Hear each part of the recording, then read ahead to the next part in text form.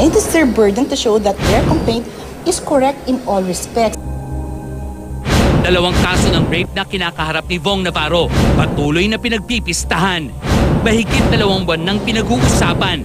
Mga bagong kaganapan sa back-to-back na demandahan. Ihahati, isisiwalat, kumpleto, detalyado.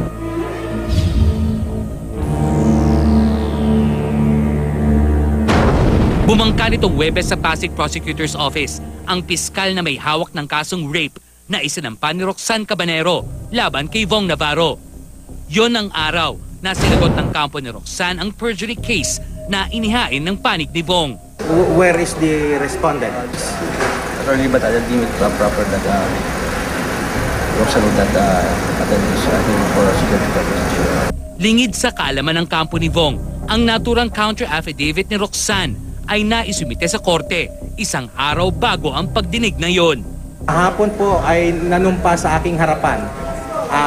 Personal siyang nanumpa at sinabi ko sa kanyang mas makabubuti sigurong dumalo ka rin sa pagdinig bukas.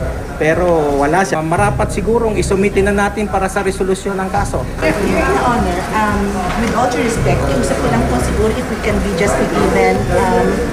There's another date of hearing po on March 27. Magpa-file po kami ng kung if there is a need to file a reply. May kailangan po bang linawin doon sa reklamo? Yes po. Yung reklamo namin just to make sure that it's the same, the counter affidavit that we submitted. All right, I'll give you until Monday. I think we'll just have to wait for the resolution of the fiscal. Binigyang katwiran naman ng kampo ni Vong kung bakit humingi sila ng extension hanggang bukas. Because sa totohanan lang, nagiging responsible na lawyers kami. Pinakita yun sa amin yung counter affidavit. Mga wala pang 2 minuto kung nabasa. In fact, mga 1 minuto lang. Kahit na sinong abogado siguro, kailangan naman may oportunidad na basahin talaga kung nakalagay doon at tignan kung meron pang mga ibang sinabi doon na kailangan naman ay meron kaming sasabihin.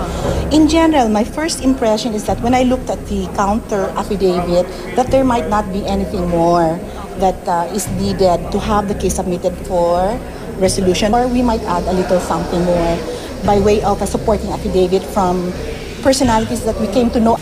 Samantala, pinag-aaralan din ng kampo ni Vong ang pagsasampa nila ng kasong libelo bukod sa perjury laban sa panig ni Roxanne.